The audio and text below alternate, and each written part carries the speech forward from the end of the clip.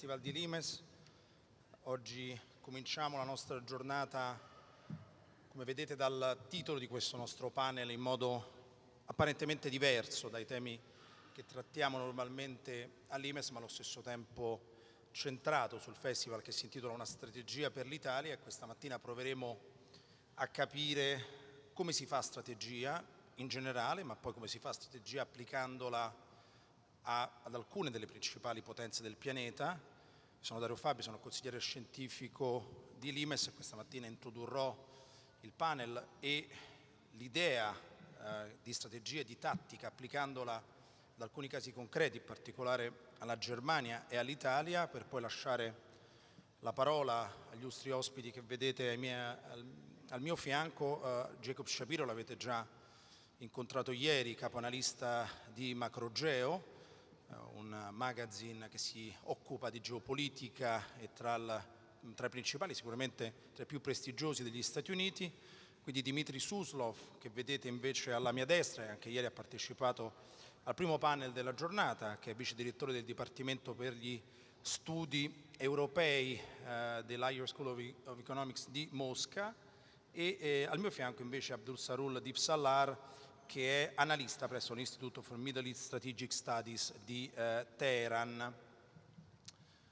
Cominciamo, dicevo, provando a spiegare qual è la differenza, anzitutto tra due termini che spesso si usano in forma interscambiabile, cioè strategia e tattica.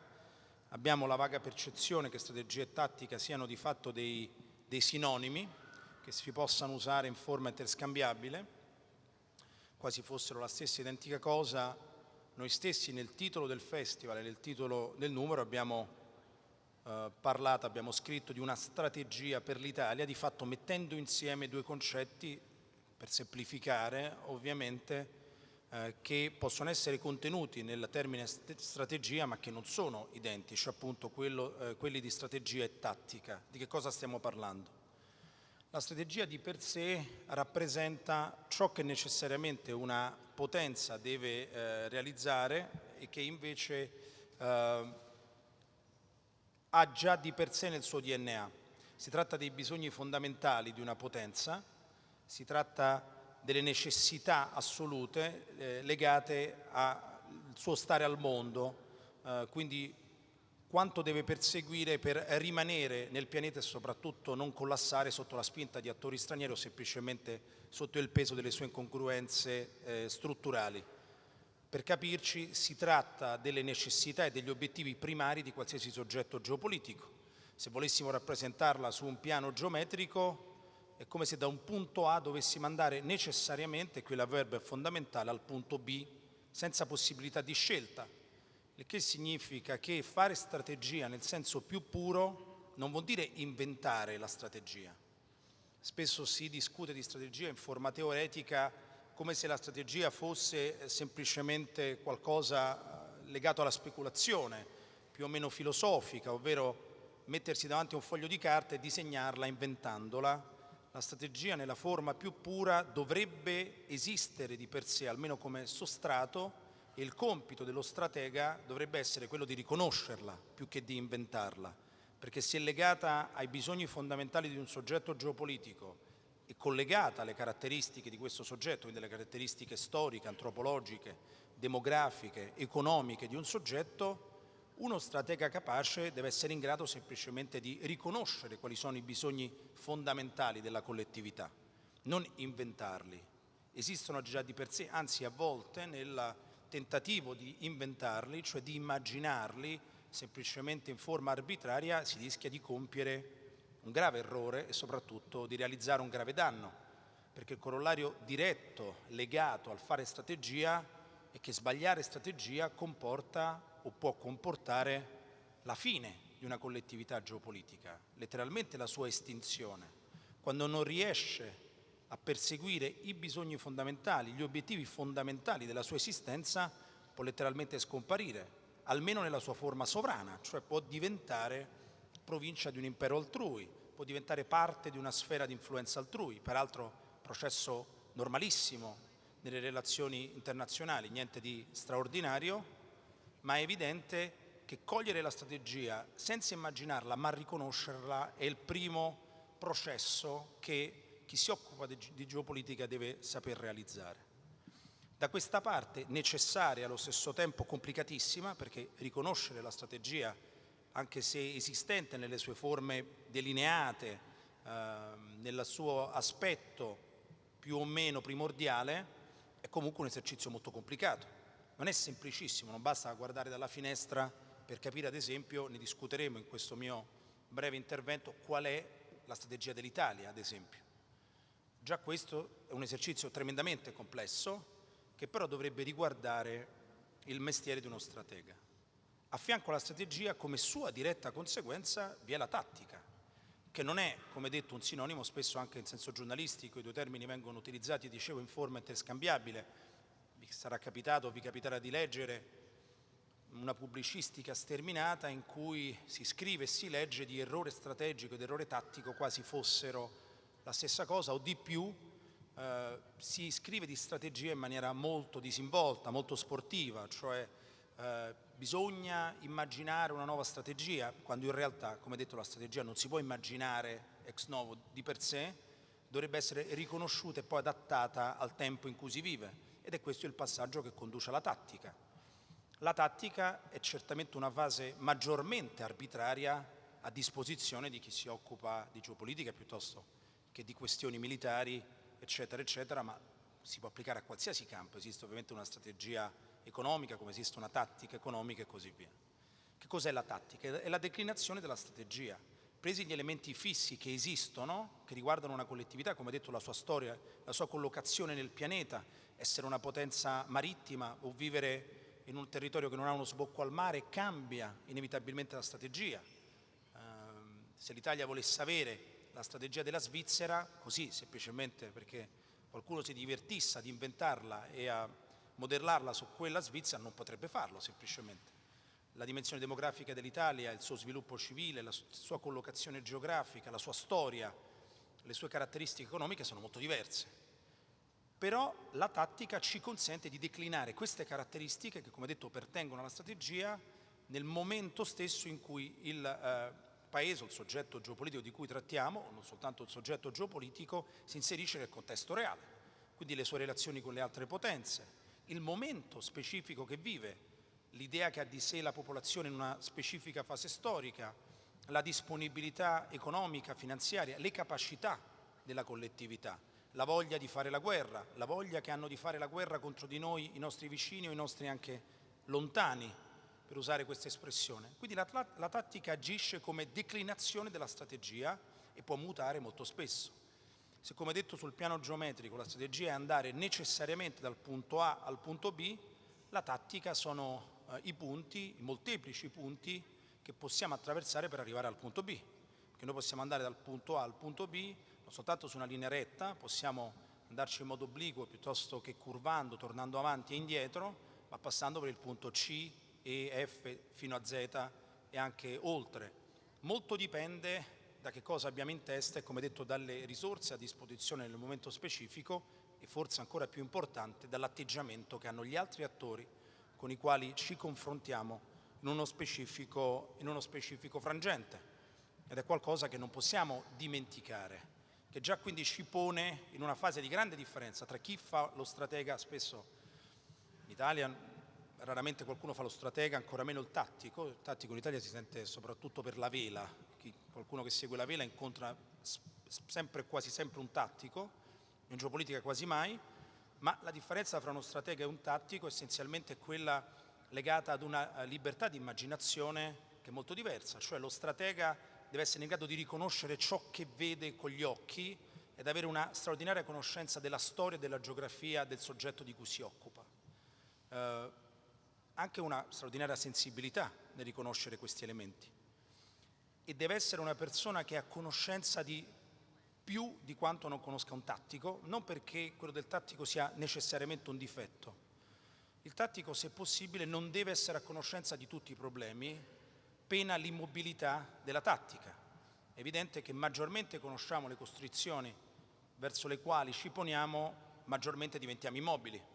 Quindi se uno stratega dovrebbe, diciamo così, in senso teorico, essere maggiormente a conoscenza di tutto ciò che riguarda il soggetto, possibilmente se fossimo in grado di nascondere qualcosa al tattico, questo è meglio, potrebbe essere meglio a mio avviso, perché consente una maggiore mobilità anche di immaginazione nella tattica. Per carità, non questioni assolute, ma conoscere esattamente tutte le questioni, tutti gli elementi che potrebbero causare una sconfitta, piuttosto che semplicemente avere un effetto negativo sulla tattica in sé, spesso e più o meno volentieri rende immobile la tattica. Quindi già vediamo che tra strategia e tattica, tra stratega e tattico, i mestieri sono diversi, o almeno dovrebbero essere diversi. Questa distinzione raramente si incontra in forma pura, ma dovrebbero essere diversi nella conoscenza che si ha degli elementi.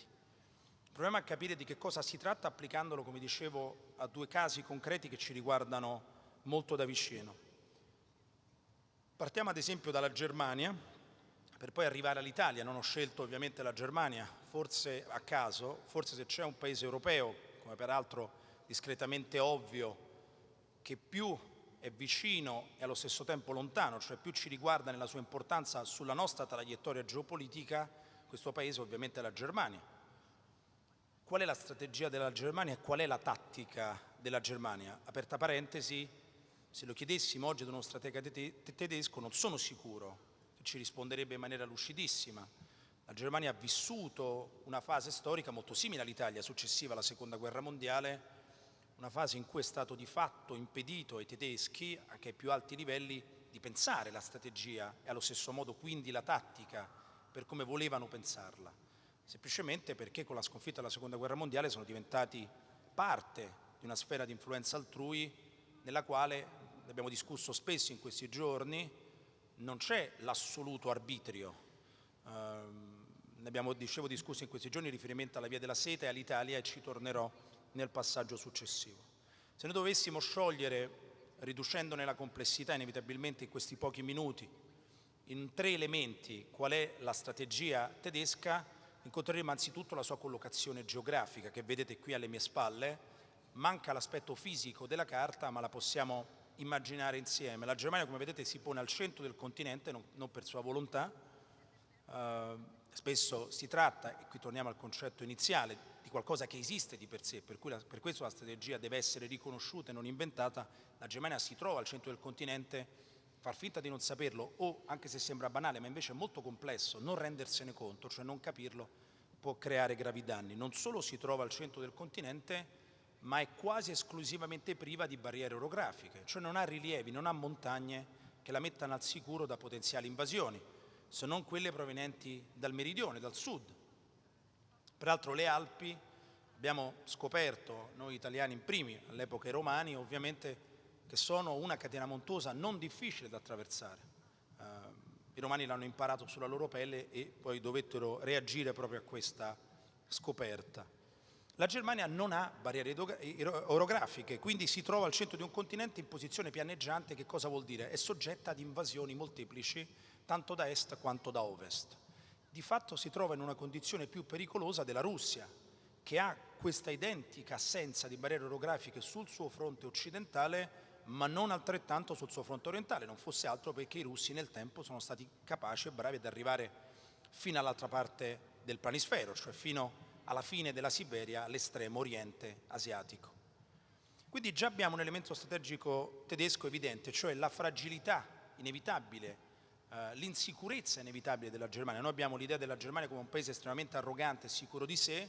In realtà la Germania è necessariamente, fisiologicamente meglio, un paese insicuro. Il secondo elemento della strategia tedesca è quello che riguarda le enormi differenze subnazionali, ma qualcuno potrebbe, lo fanno gli stessi tedeschi in molti casi, definirle nazionali, tra le genti che compongono lo spazio germanico. Noi abbiamo l'impressione che l'Italia sia un paese molto eterogeneo, culturalmente al suo interno, nulla di paragonabile a quello che capita in Germania, anche se noi fatichiamo a rendercene conto.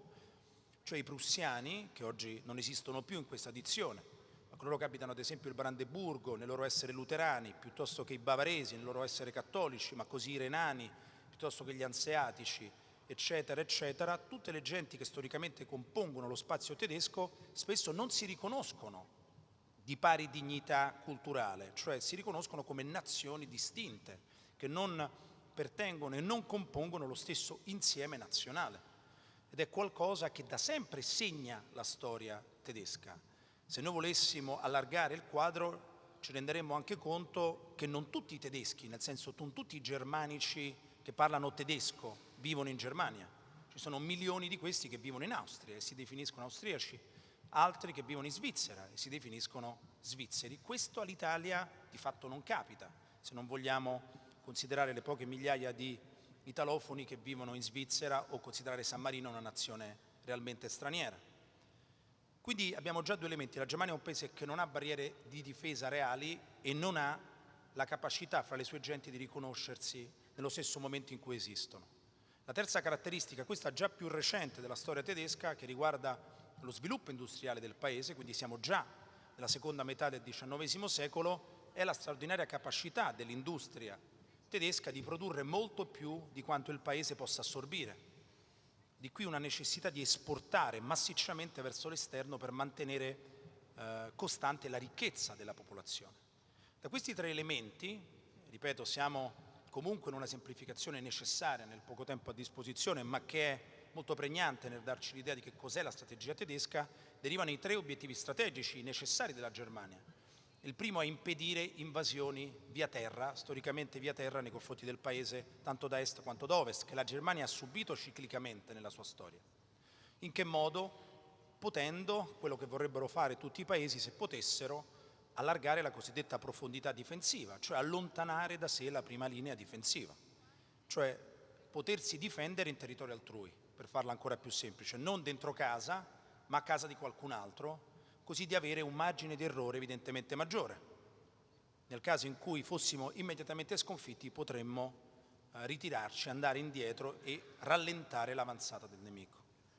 Di qui anche il tentativo che nella storia la Germania ha perseguito, condotto fino al parossismo, di anticipare invasioni che immaginavi imminenti, non per cattiveria. Nella geopolitica, se ha una delle fortune che le riconosciamo, è l'aspetto che almeno dovrebbe avere totalmente aideologico, cioè non esistono buoni e cattivi, non c'è questa moralistica dimensione dicotomica in geopolitica. Le nazioni tendono ad essere buone e cattive allo stesso modo, semplicemente perché devono fare ciò che devono. La Germania si è ritrovata, anche commettendo gravi errori, ad anticipare invasioni che immaginava ormai imminenti nelle ultime guerre mondiali piuttosto che in altre fasi della sua storia. Quindi si è trovata spesso, avrete notato, nella storia a combattere guerre su due fronti, non soltanto per errore, proprio perché non ha di quella sicurezza che invece vorrebbe avere sul piano delle barriere orografiche. L'altro elemento strategico che parte da questi tre è quello di una necessaria coesione da realizzare fra le genti germaniche, che inizialmente si è realizzato con la forza, con un modello culturale, cioè quello prussiano, che si è imposto sugli altri attraverso l'unificazione e poi l'annessione, molti anni dopo, poco prima della Seconda Guerra Mondiale, dell'Austria all'interno della stessa Germania, del Reich, e che ancora oggi viene perseguito e proveremo a vedere come. Il terzo elemento strategico, che è quello di una produzione, un surplus di produzione che deve essere piazzato all'estero, proprio per capacità eccessive, che è sicuramente un pregio, intendiamoci, dell'industria tedesca, che negli anni ha reso la Germania di fatto una potenza sempre mercantilistica, cioè alla ricerca di mercati nei quali esportare massicciamente, allo stesso tempo, e questo è il rovescio della medaglia, di risorse da accaparrarsi per sostenere tale produzione. Sul piano tattico, oggi, visto che non abbiamo il tempo di farne tutta la storia, come si realizzano questi elementi strategici tedeschi? È evidente che con la sconfitta nella Seconda Guerra Mondiale e l'inserimento della Germania nello spazio americano, il fatto che gli Stati Uniti abbiano dominato e continuino a dominare il continente da allora anche oggi ha reso, fino alla fine della Guerra Fredda, soprattutto esclusivamente, anzi sul fronte occidentale, sicura la Germania di una non invasione francese, che è da sempre l'incubo per eccellenza della Germania. La Germania non ha mai temuto un'invasione italiana da sud, questo mi sembra evidente, ma ha sempre temuto, e l'ha anche ricevuta, un'invasione francese da occidente. Attraverso il sistema di influenza americano questa era impedita dal fatto che anche la Francia era inserita nella sfera di influenza statunitense. Non solo, gli americani imposero a francesi e tedeschi di comporre l'asse renano, il cosiddetto asse renano, che poi nella pedagogia europeistica è stato descritto come la creazione dell'integrazione europea, che è di fatto un'imposizione statunitense della fine della Seconda Guerra Mondiale. Dall'altro lato il fronte orientale, la Germania come sapete ovviamente è stata divisa al termine della Seconda Guerra Mondiale, poi si è riunificata, come dicono i tedeschi, alla fine della Guerra Fredda, con l'allargamento della NATO, quindi ancora una volta con lo spazio di influenza militare statunitense nel continente, allargamento che ha condotto la NATO fino al confine della Russia attuale. La Germania ha trovato sicurezza anche sul suo fronte orientale, quindi oggi sul piano tattico, non per volontà propria nel caso specifico, ma perché parte di una sfera di influenza altrui, questi due elementi la Germania li ha tatticamente risolti. Così, allo stesso modo, si può dire che abbia risolto al suo interno le differenze fra genti tedesche, in quale maniera? Attraverso il cosiddetto surplus commerciale, che è qualcosa che riguarda l'Italia direttamente da vicino. Spesso viene chiesto alla Germania di redistribuire il surplus commerciale all'interno della costruzione europea, perché altrimenti si dice l'euro non può sopravvivere senza questo tipo di aggiustamenti. La Germania puntualmente risponde no, almeno finora. Il surplus commerciale nella testa dei tedeschi e anche nella pratica serve a mantenere alto il livello di welfare, forse uno dei migliori, anzi senza il forse, uno dei migliori welfare inteso come stato sociale al mondo è certamente quello tedesco, ma non solo perché ai tedeschi piace vivere ad un alto standard per quanto riguarda la qualità della vita, ma perché il welfare è sempre servito dalla Seconda Guerra Mondiale ad oggi a livellare le differenze fra le diverse genti che compongono la Germania, quindi a perseguire tatticamente l'elemento strategico che è il secondo, cioè la differenza fra i popoli che compongono la Germania, che avendo almeno un livello di welfare identico possono riconoscersi identici nella convenienza e nell'appartenenza conveniente allo Stato federale. Il terzo elemento strategico, che è quello di un surplus industriale da piazzare all'estero, viene, questo non è cambiato molto, praticamente perseguito prima della Seconda Guerra Mondiale anche attraverso la forza, cioè cercando nuovi sbocchi commerciali, aprendoli con la forza. Dalla Seconda Guerra Mondiale ad oggi, su incentivo degli Stati Uniti, per ragioni che oggi non indagheremo ma che sono abbastanza ovvie, si è potuto realizzare soltanto come potenza economicistica, cioè sfruttando l'ombrello difensivo statunitense per dedicarsi soltanto alle esportazioni. Di qui un'altra necessità che ci serve immediatamente passando all'Italia e avviandomi alla conclusione di questo mio intervento, la necessità per la Germania di avere, se possibile, il maggior numero di paesi che dispongono della sua stessa moneta verso i quali esportare necessariamente, proprio per realizzare il terzo elemento strategico della Germania che ho provato a spiegare. Come riguarda tutto questo l'Italia? Se volessimo descrivere la strategia italiana, sempre in forma molto veloce, dietro di me vedete una carta realizzata da Laura Canali che è frutto del nostro numero, cioè immaginare quale debba essere la strategia e allo stesso tempo la tattica dell'Italia in questa fase che trovate ovviamente qui fuori dalla sala in forma ingrandita. L'Italia ha di fatto tre elementi strategici da perseguire necessariamente. Il primo, evitare di subire invasioni dal mare, anche se l'Italia fatica a pensarsi paese marittimo, ci siamo quasi convinti di essere un paese continentale, un po' per paura del mare, il mare ci spaventa molto in questa fase come ben sappiamo, un po' per complesso di inferiorità, dobbiamo essere onesti verso le nazioni nordiche dell'Europa e a volte ci piace immaginarci nordici, lontani dalla dimensione mediterranea, quindi meridionale ma addirittura sudista in senso dispregiativo della questione. Ma l'elemento strategico principale dell'Italia è evitare invasioni provenienti dal mare, quindi come corollario, come perseguimento dell'obiettivo, se possibile, controllare le coste antistanti all'Italia. Come la Germania attraverso, dicevo, invasioni preventive dei paesi vicini, l'Italia, come fecero i romani quando resero un lago, di fatto il mar Mediterraneo, se potesse. Oggi è ovviamente impossibile, dovrebbe essere questo il perseguimento dell'elemento strategico. Il secondo elemento per quanto riguarda l'Italia è la sua coesione interna, non soprattutto legata all'elemento culturale. Gli italiani in realtà, anche se quando viene spiegata agli italiani hanno reazioni più o meno isteriche, sono un paese nettamente più omogeneo di quanto credano, ma le differenze geografiche, orografiche rendono difficile la coesione all'interno del paese, cioè proprio complessa da attraversare la penisola, come ben sappiamo, e dunque è necessario come elemento strategico evitare che l'Italia si spezzi sotto gli occhi dei suoi governanti, cioè come è capitato troppe volte nella storia e per troppi secoli che l'Italia diventi una composizione di stati differenti e poi possa essere usata questa composizione contro gli stessi interessi della penisola dalle potenze straniere. Terzo elemento strategico dell'Italia è un elemento simile a quello della Germania, cioè la necessità, anche per capacità straordinaria dell'Italia, soprattutto nella sua zona, come sappiamo, regionale centro-settentrionale, di esportare più di quanto si possa immaginare per capacità di produrre nettamente maggiore rispetto alle capacità di assorbire la produzione, cioè siamo talmente capaci che tendiamo a produrre più di quanto avremo bisogno di per sé, dunque siamo una nazione manifatturiera, dunque abbiamo bisogno di mercati di sbocchi per mantenere il nostro benessere. Tatticamente oggi come perseguiamo questi elementi strategici che, come detto, esistono di per sé e vanno riconosciuti ma non inventati? Li perseguiamo, quello riguardante la possibile invasione dal mare, cioè la necessità, se vogliamo capovolgerlo, di controllare le coste antistanti all'Italia, come abbiamo fatto nei secoli. Non era un caso che l'Italia avesse in una sua fase la Libia piuttosto che l'Albania, eccetera. L'Italia in questo momento fa ciò che può, cioè non è una nazione sovrana, ovviamente fa parte di una sfera di influenza altrui, anche questo ricordarselo è utile quando poi si persegue la tattica per evitare di compiere azioni avventate.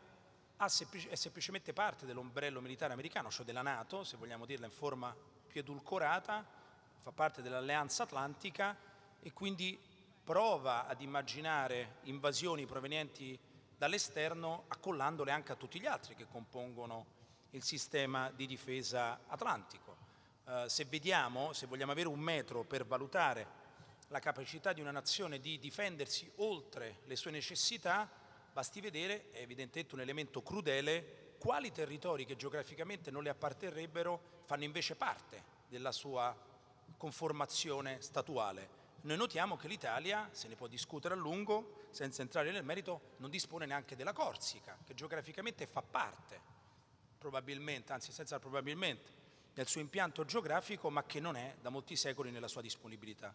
E dalla Seconda Guerra Mondiale ad oggi l'Italia si inserisce nella prevenzione delle invasioni facendo parte dell'ombrello della NATO. Il secondo elemento, e questo è più complesso, e mi avvio alla conclusione, quello che riguarda la coesione interna del Paese, e qui la difficoltà tattica di realizzarlo è sotto gli occhi di tutti. Si è discusso in questi giorni al Festival di Limes, continueremo a farlo probabilmente anche nelle prossime ore, dei tentativi di maggiore autonomia, inizialmente fiscali ma non soltanto, si immaginano anche culturali, delle regioni più benestanti, più produttive del Paese, quindi aumentando il divario, lo iato esistente tra il centro, tra lo Stato centrale e quindi l'idea stessa di unità della nazione e il resto delle sue parti. È evidente che se il primo elemento, non soltanto e non soprattutto per nostre capacità, possiamo definirlo parzialmente non all'ordine del giorno, cioè quello di subire un'invasione reale, non quella dei migranti, da parte di nazioni ostili, l'elemento di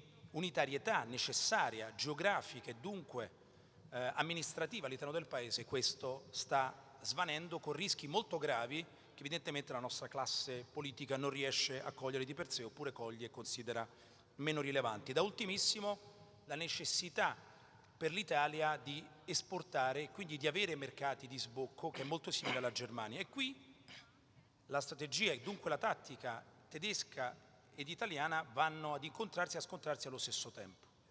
Ed è essenziale comprenderlo per capire che cosa ci sta succedendo intorno.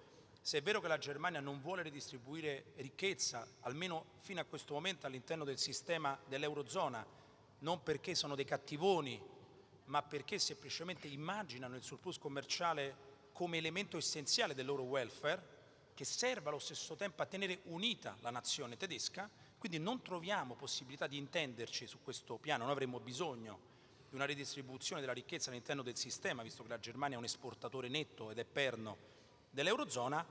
Ciò su cui ci troviamo, ma anche questo quasi incomprensibile nel momento attuale, è la necessità per la Germania di tenerci dentro l'euro a tutti i costi.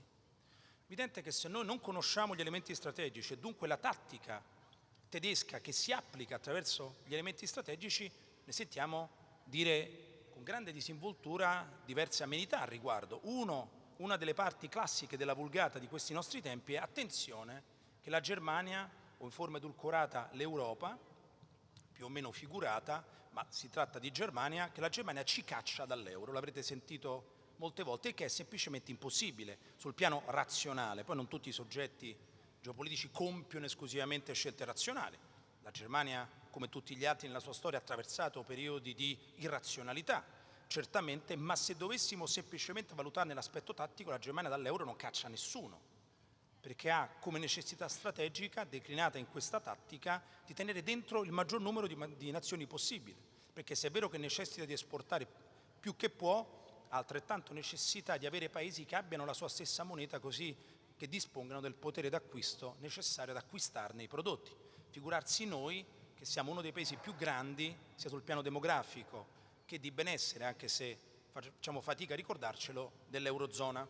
Ed è qui che l'atteggiamento italiano nei confronti della Germania può tatticamente mutare, perché se noi siamo a conoscenza di questo elemento superiore, cioè che la Germania non caccia nessuno, ma che anzi, al di là del bluff, perché anche la Germania, come tutte le nazioni, bluffa nei confronti delle altre, quando si erge a maestra severa, ma al di là del bluff la Germania ti tiene dentro finché può, l'Italia potrebbe perseguire un maggiore margine di manovra nei confronti della Germania se se ne rendesse conto.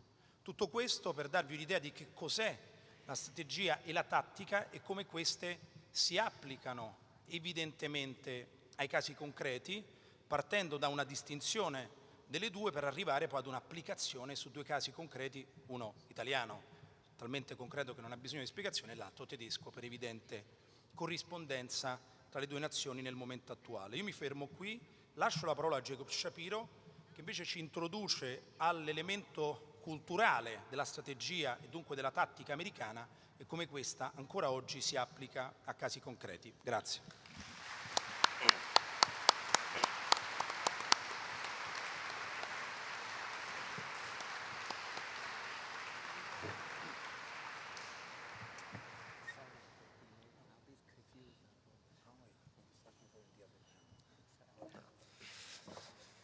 Good morning, everyone. Thank you for spending your Sunday morning talking to us about strategy and theory. It's an honor to be here speaking with you. Before I start, I just wanted to jump off of two things that Dario said. The first is that at one point, as he was explaining strategy, he said he was simplifying and that he was just giving kind of a gist or a summary of the strategy because we had a limited amount of time. And I just wanted to say that strategy, the components of strategy are very complex. They are the most important things that are at the soul of any nation. So if you want to think about a nation's strategy, you have to think about what a nation fears, what a nation loves, what its geography has defined its worldview as. These are very serious, complex things to think about. The articulation of strategy, though, should be very simple. If you have someone articulating strategy to you and it's not clear what the strategy is, that's bad strategy. Strategy should be very clear.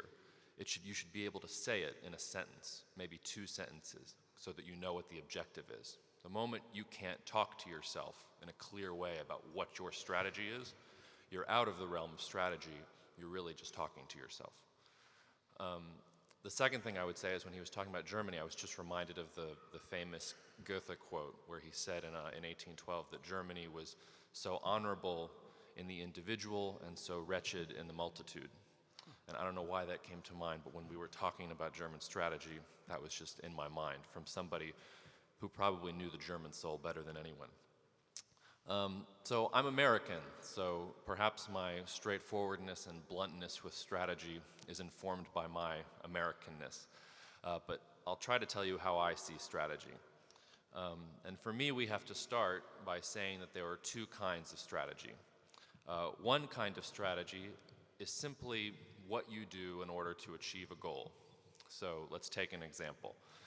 The United States signed the Iran nuclear deal a couple years ago, and then a couple years afterwards, the Trump administration tore it up. The strategy there was actually the same in both cases. Every single US presidential administration since 1979 has wanted to change the nature of the Iranian government, period, every single one. The Obama administration signed the Iran nuclear deal because its strategy was more of a soft strategy, for lack of a better word. The idea was that the United States would engage with Iran on a more equal level. It would open up the floodgates of foreign investment into the Iranian economy. It would allow Iran to watch movies like Star Wars and listen to Justin Bieber and do all of the things that would liberalize society. And perhaps over time, Iran would stop listening to the supreme leader and would start trying to define for itself, for its people, what it wanted that was best. The United States also had, along with that, it had a problem in the sense that ISIS was in the Middle East. And ISIS, for both Iran and the United States, was a common enemy. So this seemed a good time to try that strategy. Again, though, the end goal was change the fundamental nature of the Iranian regime. Now, the Trump administration comes to power and it decides it wants nothing to do with the Iran nuclear deal. It's actually the same strategy. It just doesn't want to engage with Iran. It's more of a hard strategy. So the Trump administration not only tears up the Iran nuclear deal, but it decides to put sanctions on any individual, any business operating in Iran. The goal here is to put enough pressure on the Iranian economy that the Iranian people, again, stop listening to the supreme leader.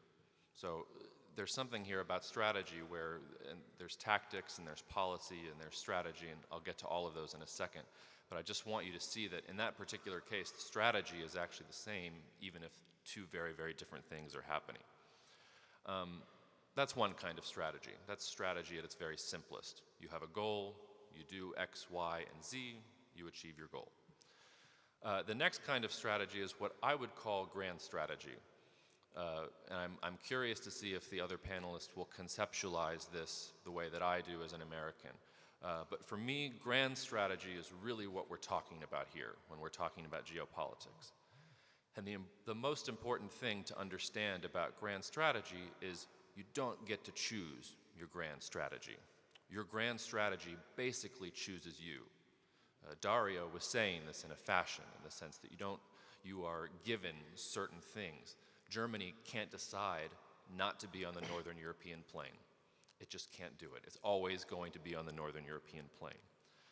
Grand strategy is always defined by things outside of your control.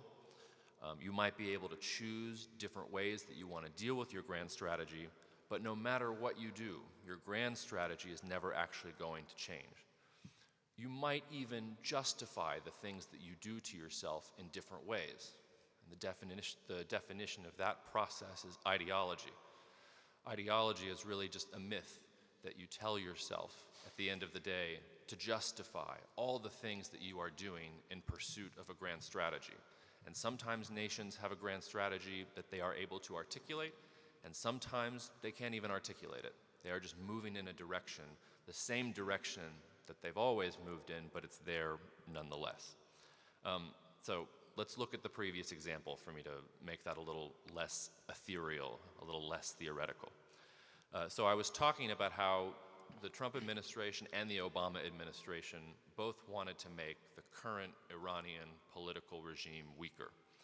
What is the grand strategy of the United States, in the Middle East in particular? The grand strategy of the United States in the Middle East is that no single power should dominate the Middle East.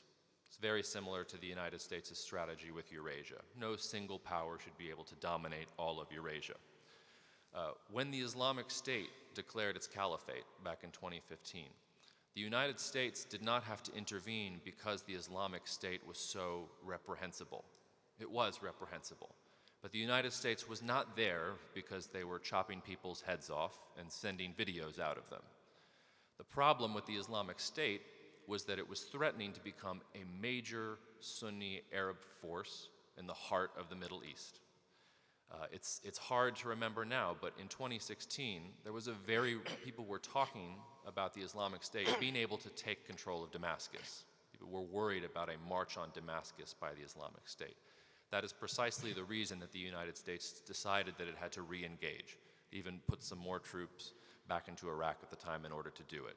Not a place that we particularly wanted to revisit. Once the Islamic State was defeated, what happened? Well, Iran surged into the vacuum that was left by the Islamic State. You had tens of thousands of Iranian militia in Iraq, in Syria, all the way out to Lebanon, suddenly the door was open for Iran to become not only a major Middle Eastern power, but to extend power all the way out to the Mediterranean. So whether it was Donald Trump or whether it was Hillary Clinton, at that moment the United States was going to have a difficult decision to make with the Iran nuclear deal and with Iran in general, because at that point Iran was tripping on the grand strategy of the United States in the region. If you are looking at the future of the Middle East, I think that the future of the Middle East's grand strategy from the United States perspective is the question of Turkey. What is going to happen with Turkey? Because Turkey is becoming much more powerful. We are already seeing that it is engaging inside of Syria. It will not stop there, I guarantee that. I think in the long term, the United States is going to have problems with Turkey because Turkey's grand strategy in itself is to be the dominant power in the Middle East. So you're going to see, you've already begun to see the United States and Turkey diverge a little bit. And the media and the press will tell you, well, that's because Erdogan is an authoritarian, or that's because Erdogan and Trump don't get along, or that it has nothing to do with that. It has everything to do with the fact that U.S. grand strategy is to prevent a dominant power in the Middle East. Turkish grand strategy is to be the dominant power in the Middle East, and they are becoming strong enough to project that power. So you have a problem. Let me take another example, and I thought it would be fun as an American to tell you what an American's view of grand strategy would be of Italian grand strategy. Maybe I can also talk about U.S. grand strategy later on. But I thought it would be interesting if from an American perspective, I told you if I was just looking at Italy, what I would see. And the first thing that I would talk about with Italy is that I think the number one strategic challenge that Italy has, and this is true of most countries, but particularly for Italy, is to unify itself despite its internal geographic disadvantages. Italy's biggest threat is that it's going to come apart at the seams. Italy does not have to worry about invasion from Russia the way that Poland or even Germany have to worry about invasion from Russia. It just isn't within Italy's frame of reference. Italy, if you look back in its history, why were there so many individual Italian city-states that were squabbling with each other and fighting with each other and vying for power? It's because you have these natural pockets of different political tendencies inside the country that like to fight against each other. This is also why it took Italy, and I think Germany is in this category too, it's why it took it so much longer to congeal as a nation in the age of nationalism than it did a country like Spain or a country like France, which by the 1600s were already coming together. It took Italy until the 1800s to really merge into a modern nation state. But let me take it a step further. What are Italy's biggest external threats? Once you get the unity, once we're in the, everything is unified, you're in the state that you are today. It's not necessarily, Italy's biggest threat is not necessarily from Europe. Now, it is true that your economy today is incredibly enmeshed within the European Union's economy. It's especially enmeshed in the German economy. So you have a lot of economic exposure when it comes to the European continent. But strategy is not economics. Strategy goes above and beyond economics. You should think of strategy and grand strategy as the things that you do irrespective of economics. Some things will be more economically beneficial, some will be less. Strategists are not thinking about how to make money, they're thinking about how to defend the nation, right? So if you look at a map, and maybe, could you pull up the map, Laura's map that you had earlier of Italy? If you look at a map of Italy, the thing that jumps out is that of all the major European countries, Italy is not a European country. It's a Mediterranean country. It's the only one. I mean, look at the map. Spain on the Atlantic. France, outlets to the Atlantic. Italy is the only major country in all of Europe to be primarily a Mediterranean power. So what does that mean? Your biggest external threats are if somebody wants to block trade routes, right? So you even have little circles there. Gibraltar, if anyone was going to take over Gibraltar and block Gibraltar, existential threat, right there. If anybody was going to block the Suez Canal, existential threat. Why did Constantine the Great found the city that is today called Istanbul? He's in the 4th century, he's a Roman emperor, the Roman Empire is coming apart at the seams. Why does he put such a focus on Constantinople, which becomes Istanbul? It's because he knew that he needed the most strategic city in the Mediterranean to be firmly in Roman hands at the time. That was his biggest strategic threat at the top of his mind. He has to think about that once he consolidates the Roman Empire. What is one of the reasons that Italy is, I think, friendlier and more pragmatic with Russia than a lot of other European countries? Well, for both Italy and Russia, Turkey is a major threat. If you're looking at that map, Turkey is one of the countries that you have to be most afraid of because, if you look at history, the Ottoman Empire in the past fielded magnificent navies that could have blockaded you at any point. When you have a rising Turkey, that is something Italy has to worry about. It's definitely something that Russia has to worry about too. If you look at Russia on the map, it can't even get to the Mediterranean if it doesn't go through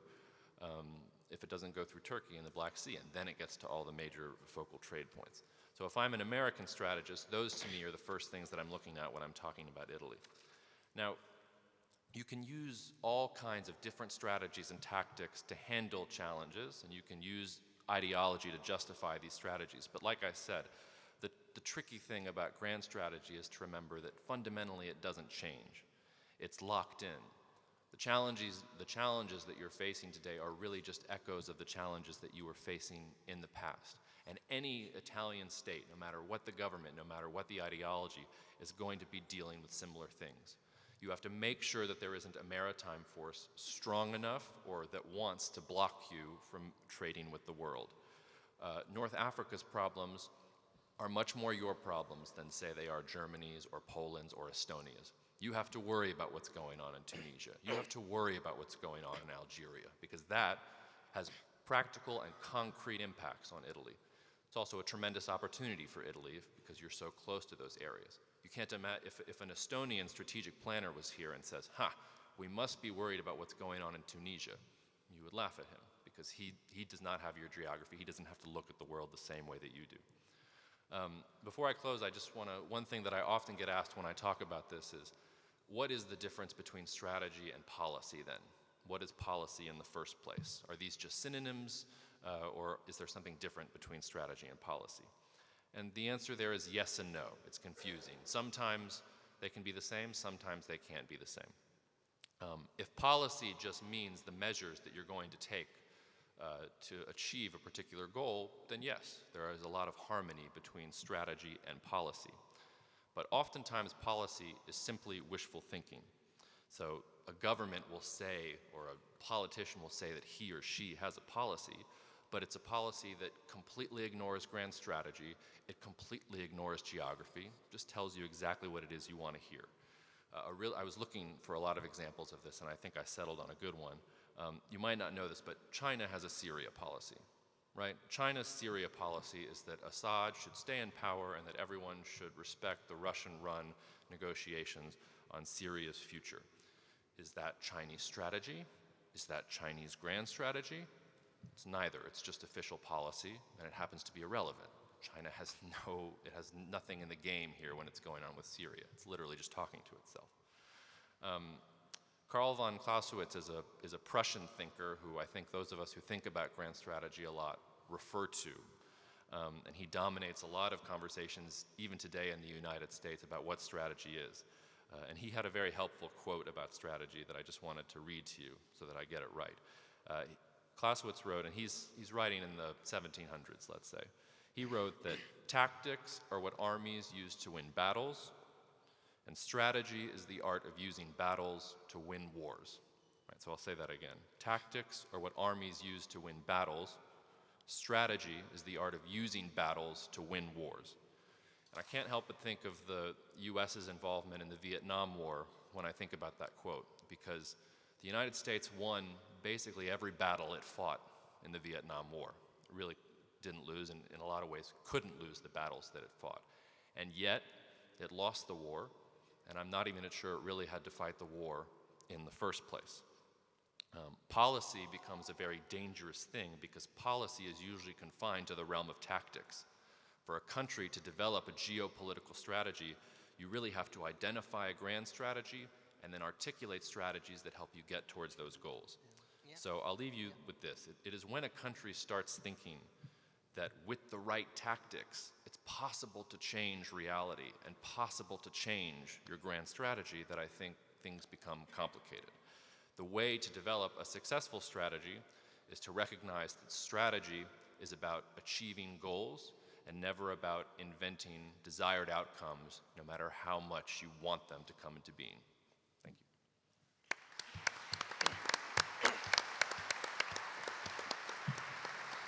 Grazie Jacob.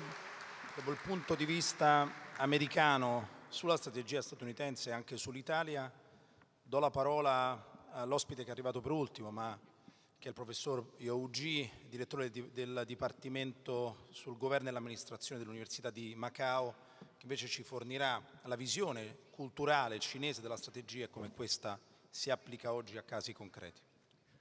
Thank you, Chair. It's my pleasure to come back to this hall again. Good morning, ladies and gentlemen. The topic of how China makes strategy can be simple and complicated. I'd like to mention three most important elements of China's strategies. That is ground strategy, national defense strategy, and the foreign policy strategy. But all these three strategies serve one particular concept, the so-called core national interests. This core concept itself is a set of value, which is in the category of culture. So I talk about this kind of core concepts basically from two perspectives. One is a political system, another is political culture. What the concept of core national interests entails, it entails three things. First one, regime survival or regime security. Second, territorial and sovereignty security. The third one, the people's livelihood based on economic development. So I come to the first, regime security. Regime security and insecurity is a very strong dynamics as far as China is concerned. China is vulnerable as it hasn't completed political transformation. In particular, at this particular moment, the Chinese government and the people alike face a fundamental challenge. That is, the society has become pluralistic, but the political system remains monolithic. So the contradiction between the grassroots society and the superstructure have become worsened and worsened. This is one of the reasons why they emphasize regime security as a national core interest, largely because from the Chinese perspective, official perspective, without stability, political, social, and economic, there would be no development. At this particular moment, the regime security is under challenges from both within and without. From within, we can say that there is a mounting, we call the structural conflicts of interests between the state and the society. The official, we call the abuse of power on the part of officials and very often suffering of ordinary people generate a huge amount of disgruntlement that threaten the communist rule that may repeat what happened in 1989. So this is a top priority for the party to make a ground strategy how to maintain the party's rule. This is first thing about the so-called the core national interests. Of course, we talk about government structure. We talk about efficiency of the functioning of bureaucracy. This entails issues such as corruption, incompetence of officials in making policies, and of course in making strategies as a whole. This is not resolved, and probably the challenge is deepening day by day. That is one of the reasons why Xi Jinping tried to tighten the kind of control to ensure stability by preventing any signs of maybe social disgruntlement to be erupted against ordinary governance. The second factor I'd like to say, under your instruction, the role of strategic culture.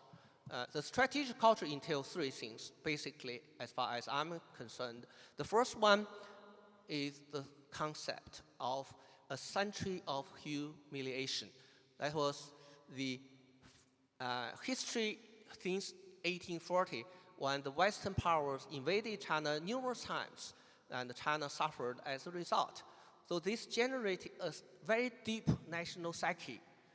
Now that is translated into national defense strategy and foreign policy strategy, in the sense that without a powerful military, China will be always be vulnerable to such external threats.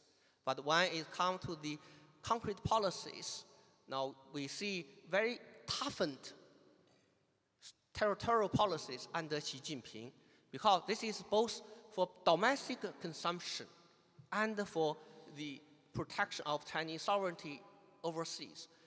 Domestic pressure is mounting when the people pressured the government to act as tough as possible in protecting the territorial integrity under this kind of strategic culture of a century of humiliation that leaves the government increasingly narrow the room for action, or sometimes to force the government to take some of the policies to eliminate the green area, we call ambiguous area, in which compromises can be made. Secondly, the political culture of nationalism. This is related to the first point I mentioned earlier. The third point is ideology, the so-called communist ideology, which has two functions. The first function is we call the make-believe system, that you indoctrinate people to truly believe in this value system called communism. So far, this function is increasingly losing its power of appeal to the population. Then it comes to the second function of this ideology, which is function of control. You occupy the people's minds with official ideas. Now the metaphor is like this. Your brain is limited to contain ideas. Now the more ideas we put into your brain, it is hard for other ideas to come back, to penetrate into your brain. Now in this way, I think the function of control can be effective together with national education of nationalism, patriotism, and so on and so forth. This is very, very crucial for the first function, the first element I mentioned earlier, that is regime security, because that is traditional Chinese political culture under the Confucianism, that is, people should have one thought. If they are confused in mind, they will be confused in action. This is a tradition of political culture against the pluralism. That is one of the reasons why the leaders in Beijing currently are promoting Confucianism in the most vigorous way, as I have witnessed from criticizing Confucianism in the Cultural Revolution. Now, to enshrine the very idea of stability, authoritarian obedience, and unified thought under the so-called strategic and traditional culture, political culture of Confucianism. So Confucianism, communism, functions of make-believe and functions of control, they are integrated together. Now, when we talk about the second element of core national interests, the so-called territorial security and the sovereignty security, first of all, this is a foundation of Chinese foreign policy, which we always talk about. The foreign policy is extension of domestic politics. So pressure is mounting, as I mentioned earlier, on the current government to protect China's territories now under dispute in South China Sea, in the East China Sea, along the Sino-Indian borders, and so on and so forth. Now this has become a top priority in Chinese foreign policy, especially under Xi Jinping. Under the previous leadership, Hu Jintao, territorial integrity was very important, but in the strategic sequencing of priorities, the territorial integrity and sovereignty rights should serve another set of top priorities, especially domestic stability. That is to say, if you emphasize too much on external,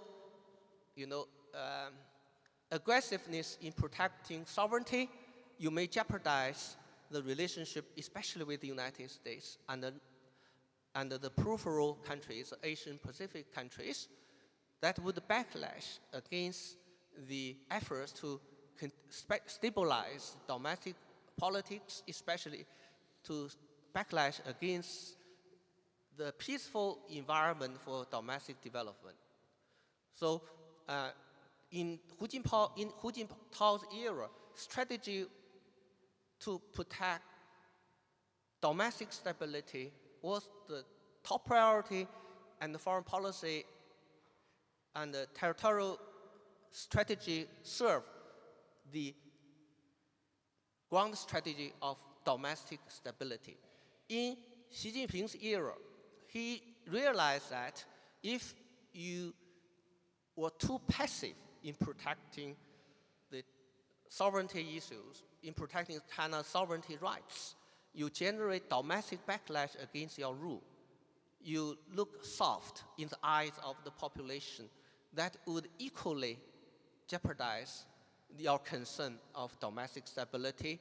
So under Xi Jinping, he adapted two, we call the parallel emphasis on domestic stability on the one hand and the sovereignty stability on the other. So that was the beginning of assertive policy of the last 5 years. Now we see the differences between him and Hu Jintao, that in Hu Jintao's era, the Chinese efforts or policies to protect sovereignty was mounted in the manner of reactive actions. So our opponents made the first move, then we make the responsive move, even if our responsive move would be more severe. So you make 1 inch, we make 1.5 inch, but still it is a reactive act. And we do not make 2 inches because that would be proportionally backlash against us. So that was Hu Jintao's era, the emphasis in the strategic sequencing. But under Xi Jinping, he made the proactive approaches to sovereignty issues, such as, for example, land reclamation in the Spratlys. So that was not a responsive move, that was a preemptive move.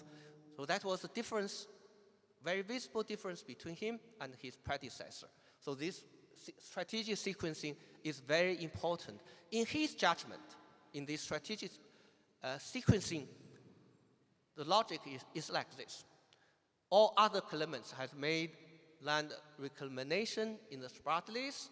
China has not done so, especially in terms of airstrips in the Spratlys. Now, if we do not do it now, we may never do it. That was a decision in 2013, because Xi Jinping was scheduled to visit Washington 9 months later. The COC negotiations were heated up. Code of conduct negotiation between China and ASEAN. Most importantly, there would be a regime change in Taipei. When the pro-independence party came to power, that would leave increasingly smaller room for China to work very hard in the South China Sea, because the priority would be shifted to the Taiwan Strait. So in this kind of reasoning, they made the reclamation decision, even if they knew that would be very, very costly. But the calculation would be, if we didn't do it now, if we do it later, it would be more costly, or it will not even be possible to do it. So this kind of strategy, and as our previous speaker talked about the strategy and the policy, nexus of strategy and policy, now this is a vivid expression. I think my time is up, right? Okay, thank you. Thank you.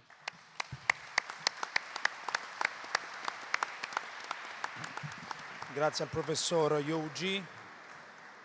Avete ascoltato come tanto Jacob Shapiro prima di lui e il professor Yu hanno posto l'accento sul ruolo utile, essenziale dell'ideologia nel perseguimento della strategia e quindi della tattica, che è un ruolo strumentale, ma molto spesso, specialmente alle nostre latitudini, si scambia per l'obiettivo finale, cioè muoversi per ragioni valoriali o ideologiche. Sentiamo, dopo il professor Youji, qual è invece l'approccio culturale alla strategia e alla tattica russa. Grazie. Professor Dmitry Suslov. Grazie. Thank you very much. Good morning, ladies and gentlemen. It's an extremely interesting debate. You know, there is a stereotype widely shared in the West that Vladimir Putin is a genius tactician, but a disastrous strategist. And that Russian foreign policy lacks strategy, but is just a tactical reactions to certain situations that emerge. I think it's false, and with my presentation I will try to prove that Russia actually does have a very sound foreign policy strategy, a grand strategy, which is right now in the course of fundamental readjustment because of the changing situation in the world. As for ideology, let me start with this. You know, ideology is not a crucial, or in any case, I mean, is not a component of Russian foreign policy strategy, of Russian grand strategy right now. And this is one of the fundamental features of Russia's positioning, of Russia's foreign policy identity in the world today, that unlike us in the Soviet times or pre-Soviet times, we are not an ideological actor. You know, historically, Russia was a messianic country. The idea of Russia as the third Rome, which existed since the 16th century. Russian Empire as the unifier and protector of all East Slavic and Orthodox peoples. Soviet Union as the leader of global communism, and so on and so forth. That was an important features of previous Russian foreign policy identity, but no longer today. And this fundamentally differentiates Russia now from Russia before the collapse of the Soviet Union. Now, talking about Russian foreign policy strategy and grand strategy as it is today, let me divide the major pillars and determinants of this grand strategy into two groups. The first group consists of more or less constant, permanent factors, which constitute Russian foreign policy philosophy and identity. Whereas the second group consists of variable determinants, which change, sometimes fundamentally, change from time to time, and they explain crucial fluctuations, crucial shifts of Russian foreign policy. So what are the constant determinants of Russian foreign policy? I will give you a list of 6. First, of course, history. Russia was a great power since at least Peter the Great's time. Russia is the country which defeated Napoleon and Hitler. As Great Britain, Russia is the country that was never defeated in a war since the 13th century. And also a very crucial component of Russian foreign policy identity is that Russia did not lose the Cold War. From the Russian perspective, the Cold War ended in 1989 through deliberate decision and cooperation of both two superpowers, and the collapse of the Soviet Union is of fundamentally different nature. It is not a product of the end of the Cold War. So the attitude is that the end of the Cold War is one of the greatest achievements of the 20th century. Whereas the collapse of the Soviet Union, as Vladimir Putin said, is the greatest geopolitical catastrophe of the 20th century. They are two absolutely distinct things. Secondly, the history of invasions into Russia, and since the 16th century, the West was basically the major invader, starting with Poland and then France and Germany. And this historically predetermined the Russian interest in having a buffer zone in Europe. However, I would say today, with the new types of warfare, this is no longer valid. Russia no longer needs the buffer zone in Europe to be militarily protected. Third permanent component is religion. And Russian Orthodox Church still positions itself as the major church of East Slavic peoples, not just of Russians, but also of Belarusians and Ukrainians. This is why Tomos for Ukraine now is of crucial importance, of course, of negative factor for Russia. Culture, and yesterday night you heard, some of the tiny features, I would say, of the Russian big culture. Geography, the thing that Russia is located both in Europe and in Asia, and the majority of Russian territory is in Asia, not in Europe. And finally, the size of territory. Russia is the biggest country in the world territorially, and this territory needs to be controlled and protected. So these pillars constitute Russian international identity, which I would describe as independent global great power. Independent global great power. Independent from both the West and from the East, including from China.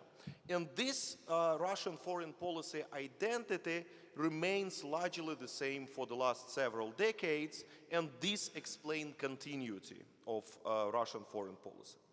The other group of determinants of Russian foreign policy strategy consists of the variable factors, which are basically first, the Russian perception of the external environment, the state of the international system and its evolution, distribution of power, the Russian perception of threats and opportunities in the world, and secondly, dynamics of Russian economic and military development. And these explain fundamental changes of Russian foreign policy in the last several decades. They explain, for instance, why in one situation Russia is trying to establish partnership with the West, even membership in the West, and in the other situation Russia allows confrontation with the West and proclaims turn to the East and Greater Eurasia instead of Greater Europe.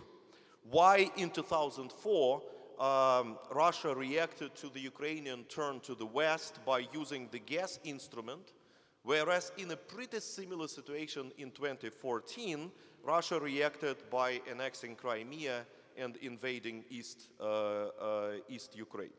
So these changes are explained by these variable groups, variable determinants of Russian foreign policy. So the constant feature of Russian foreign policy since 1990s has been and still is consolidation of Russian status as role and as independent global great power, and persuading the other major actors to recognize Russia as such. And as soon as they do recognize Russia as independent global great power, fix according rules of the game. So great power for Russia is something like leadership for the United States, I would say. What kind of meaning does Russia put into this term, great power? What does it mean in practice? And I would give you a list of 7 components of what Russia regards as essentially important components of Russian great power role. First, it means that Russia conducts fully independent domestic and foreign policy, not, impacted by the external factors. Secondly, Russia is absolutely self-reliant in defense. It doesn't need anyone to defend itself. And Russia participates only in Russia-centric or Russia-led military alliances. This is, by the way, one of the reasons why we won't have a military alliance with China. The military alliance that Russia has is the Collective Security Treaty Organization in the post-Soviet space, which Russia dominates. Third, Russia is able to defeat and deter any aggressor and prevail in regional conflicts in the Russian periphery. Fourth, Russia maintains Russia-centric economic and security orders in its own neighborhood, Eurasian Economic Union and Collective Security Treaty Organization, and considers respect of these orders by the third players as determinant of Russia's relations with the third players. And it also works for both China and the West. And the difference is that China does respect these orders, whereas the West doesn't. And we have the consequences for Russia's relations with these powers. So Russia prevents the members of this regional Russia-centric order from joining the other economic and security orders. And Russia can easily tolerate, for instance, some of the post-Soviet countries like Uzbekistan or Azerbaijan not to participate in Russia-centric organizations. But what Russia will never tolerate is their membership in the other, not Russia-centric security orders and organizations. In this case, Russia will use everything possible to prevent their accession to the alien security and economic orders, and would resist attempt of the third players to pull these countries out of the Russia-centric arrangements. Fifth, Russia takes active and permanent part in global decision-making on par with other centers of power, especially on the issues of sovereignty and the use of force, and considers unilateral decisions on these issues despite the Russian objections as violations of Russian great power status. Some people ask, why did Russia so vigorously reacted to the NATO aggression against Yugoslavia, US invasion of Iraq, NATO destruction of Libya? I mean, Russia does not have vital security interests there. From the Russian perspective, these violations of the international law is not just about these countries. These are humiliations of Russia.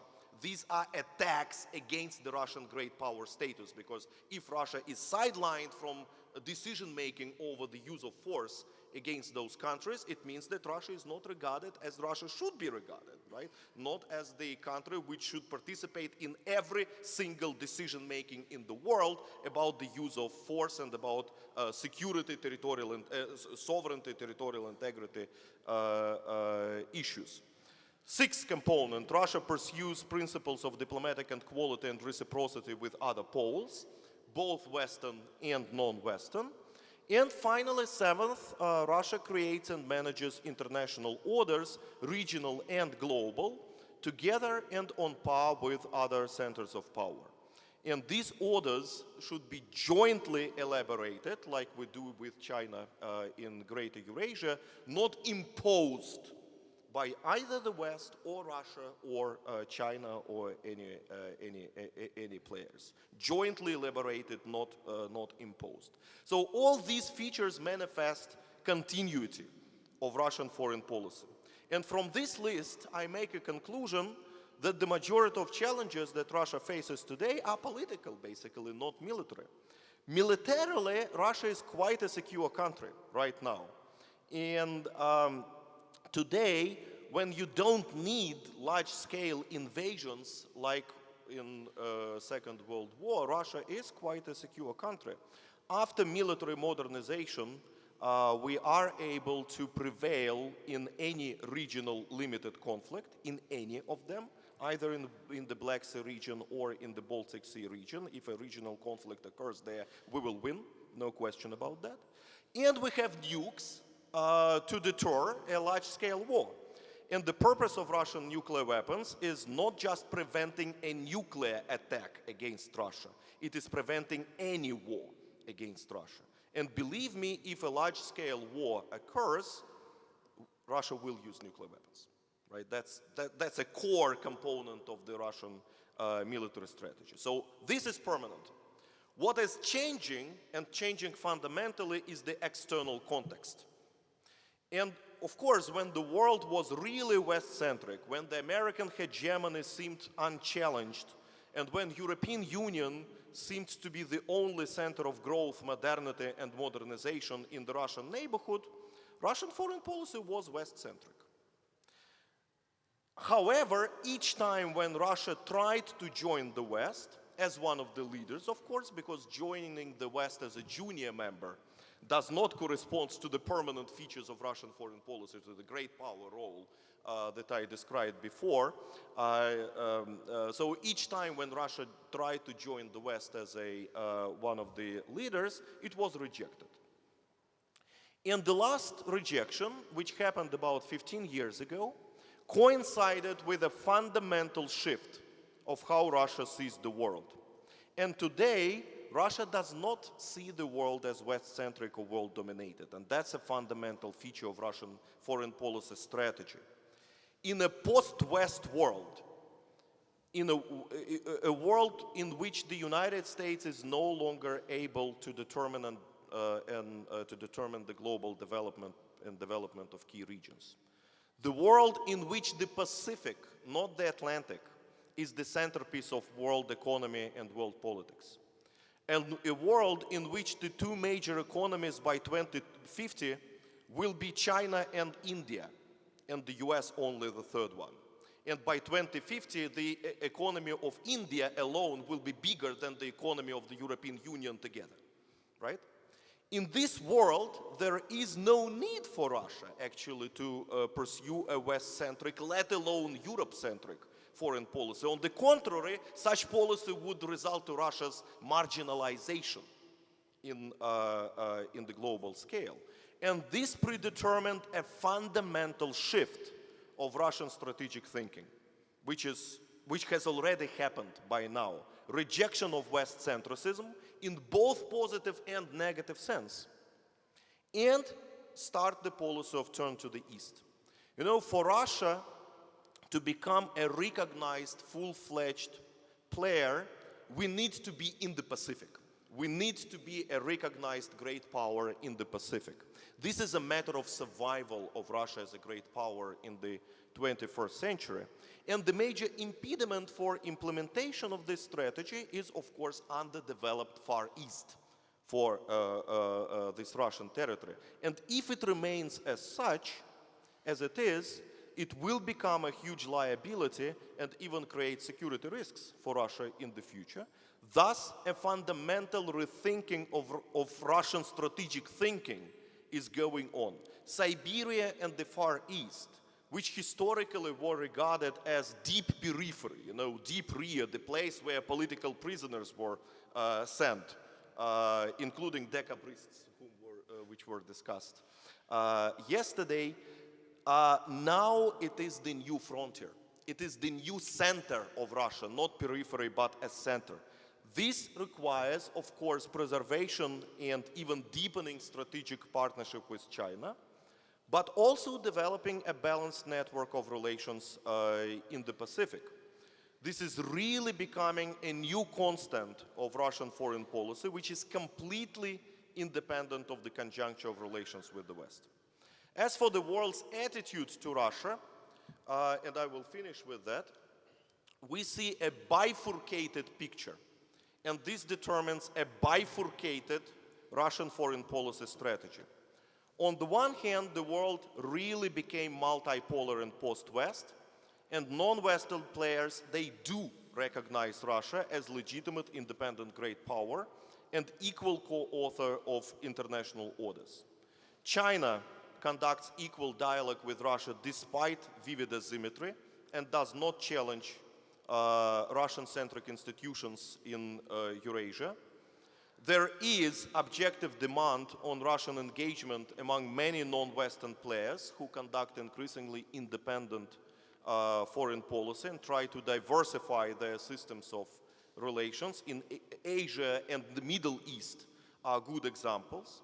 In Asia, Russia balances its strategic partnership with China by deepening relations with India, Japan, South Korea, and ASEAN countries. In the Middle East, Russia is already the only global actor which has balanced cooperative relations with all the regional great powers. So relations with the non-West is for the middle-term prospect the major positive dimension of Russian foreign policy and the major proof and consolidation of Russian great power role.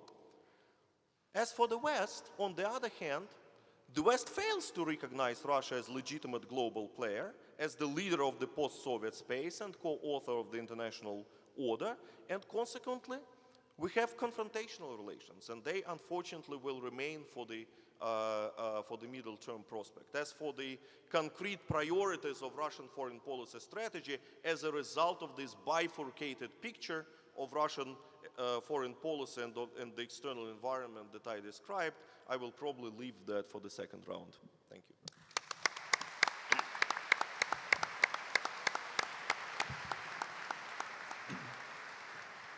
Grazie al professor Dmitry Suslov. Adesso lascio la parola all'analista iraniano Abdolrasool Divsallar per l'ultimo intervento di questo nostro primo giro, poi ci saranno proprio un paio di minuti per i vari relatori e le loro conclusioni. First, let me thank you, our audiences today in this weekend for being with us and spending your weekend with us. Second, I would like to thank dear Lucio Caracciolo and his wonderful team for arranging today's event. The reality is that, as you have probably seen the speech done today, strategy, when we are talking about fear and power. It's quite impressive to understand that when we are talking about a strategy, are we perceiving a strategy as a strategy to dismiss the fear or a strategy to exert power? This is the essential question needs to be answered when we are dealing with country-based strategy thinking. This is particularly relevant to the Iranian view of its environment. There are at least three major narratives when we are talking about Iranian strategy in the Middle East that they are quite diverse and different. The first one, which is usually puts open and usually is picked up by American hardline strategies, is the fact that Iran is a country exerting its power for hegemonic ambitions throughout the Middle East in order to revive the Persian Empire and take back its history. The second, again, with narrative which could be discussed is the fact that Iran is an ideological country, an Islamic ideological country, after a post-revolutionary period that is trying to export its political system model outside and through this, again, take a sort of power. However, there is the third narrative, which I think can discuss more, the current strategic thinking in Iran, which is a strategy based on the fear of losing civilizational resources that Iran exerts through the history. It's a strategy based on the fear of existential threat coming from outside. I will explain it more, but before going to, as Dario Fabio earlier mentioned, talking about strategy is absolutely impossible without going back to the history. Iran maybe is among the few countries in the world that has a huge tradition of exerting history, throughout history, the strategy. I will just give some few major examples which I think quite important.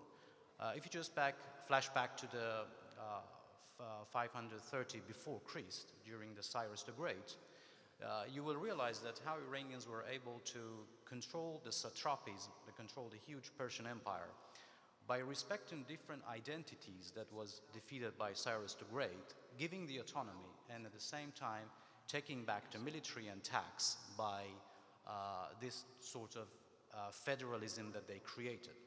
This was one of the first strategic practices that in Iranian civilization you can find.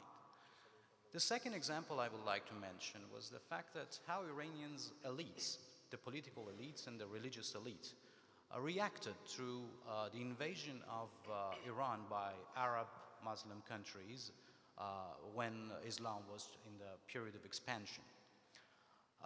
It's quite crucial because these historical tips are continuously living in our life when we're talking about Iranian strategic thought.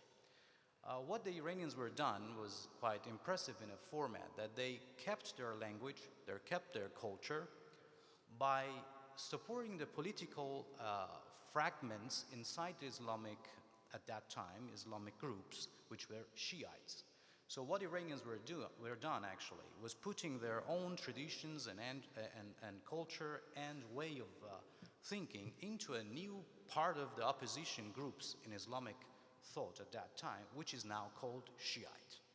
So when you're talking about Shiites, it means it's a mixture of Iranian Islamic tradition, which are major part of it goes back before Sassanid period, and when we are talking about Achaemenians, which is still living in Iranian life. This was the second example of how strategic practice implemented in Iran. The third example, which I like to mention here, again quite important to understand the way that Iranians do strategy, is the fact that how they reacted to the lots of defeats that they were exercised during the contemporary history. Because as you know, Iran lost its power during the last 2 centuries after the Safavid Empire, which were in a continuous competition with the Ottoman Empire. And through this losing of power, Iranian in 1813 lost a major part of South and North Caucasus, which right now are Georgia and Azerbaijan and Dagestan in Russia. The 1813 treaty and later 1828 treaty, which caused the loss of other parts of Turkmenistan, and then later 1857 treaty, which caused the loss of the north part of Afghanistan and later the south part to British, were strategic defeats that caused the Iranian to think about what would be the consequences of not having a proper strategy. So these are 3 critical moments I would like to start my today's talk about how Iranians look when we're talking about the American strategy, the Middle East and their rivalry with Arabs, with Turks and so on. So bearing in mind these 3 crucial points, I would like to say that the current Iranian strategic thought is very much the continuation of its history, which is giving quite importance to the security environment. It means that the security environment, in my understanding, is the basic context which is defining strategy in Iran. If you want to read the Iranian strategic mind, you should understand what or how they perceive their security environment. But let me clear this, that actually it's relevant for all the strategic thinkers. When we are talking about the strategy, we are talking about perceptions. So we are talking about how strategies see the environment. And here exactly runs the issue of misperception, because when you're trying to reading the other's mind, you may do something wrong and you may go for the misperception. And here the conflict starts. So the conflict between different strategies, it's the moments that it starts. So that's why it's quite crucial, particularly maybe for our American friends, to understand particularly that how Iranians are perceiving their security environment and how they see their security change over time. The reality is that what Iranians right now understand is an existential threat to the nation that has been on that particular geography at least 530 before Christ until now. Iranians were able to keep that particular land with a sort of a nation state for 2,500 years. Now that is in danger. The danger is more or less civilizational danger for many minds of Iranians. It's not the economic danger. It's not the nature of the danger, the nature of the feeling in Tehran is not particularly economic based. So that's why maybe understanding it in the West is a bit problematic, because it goes very deep into the history. So how this security environment is playing in Iranian strategic mind? The reality is that security environment is the context, is the floor, is the foundation that all thoughts regarding strategy is creating. And because right now the security environment in the continuation of the history, as I mentioned some examples, Iranians during the last 2 centuries were losing lands. The last one that we lost was 1970, Bahrain, which a country got its independence through the force from Iranian Shah regime. So the possibility of losing more land when, for example, you see the new Middle East maps, which are sometimes presented by some American think tanks, is the fact that, okay, so there is existential threat. Let's securitize this strategy. So if I just want to give a single message that how Iranians are thinking about their strategy right now, I can say that the strategy in Iran is securitized. So we have a phenomenon which is called securitization of a strategy. But remember, it's not always the same in the West or in the other parts of the world, because when you were talking about a strategy, we were talking about it could be development strategy, it could be economic strategy, it could be strategy has different perspectives. But at the current moment in Iran, security is the major aspect which is shaping the whole strategy. This is quite significant because it then defines the national interest. So in this case, what is the national interest for Iranians? I mean, is the national interest for Iranian to keep the prosperity of their personal life and the kind of a freedom that is understood outside in the West, or for example, the idea of hijab, which many people from outside see as a big issue in countries in the East. It's the difference of perception, as I mentioned before. The big threat is the threat of losing the land. So the strategy is becoming, the national interest is becoming to create a strategy that can give enough protection to whole national power of Iranians to protect the territory which has been inherited to them through their ancestors. So this is a strategic thought that if you want to understand Iranian way of behaving in a long term, you need to understand that what they do, they may do whatever to keep the territory, and that's the national interest. If it's meant in the keeping a political regime, which we all know is not too democratic, well, you can do it through that way. If it means to support some proxy groups in the region that could create deterrence for you, so you can do it.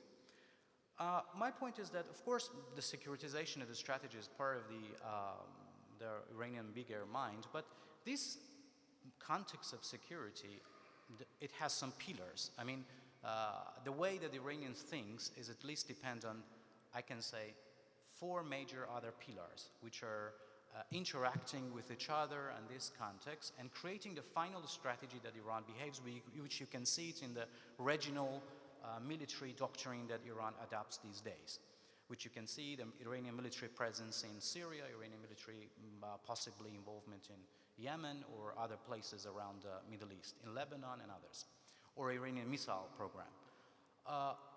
There are 4 main aspects. First is the history and the lessons coming from the history, the social life, the social change, and also the religion. The particularity of a Shiite religion, the political thought of Shiite, has a say in defining the strategy. So one pillar is the pillar of the forces coming from history, society, and actually religion.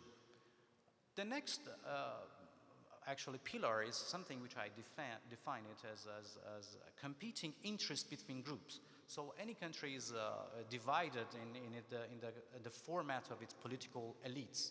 So even in Italy, you have different groups all over the world. So also this competition between the interests of various political groups is a basic factor that how strategy shapes.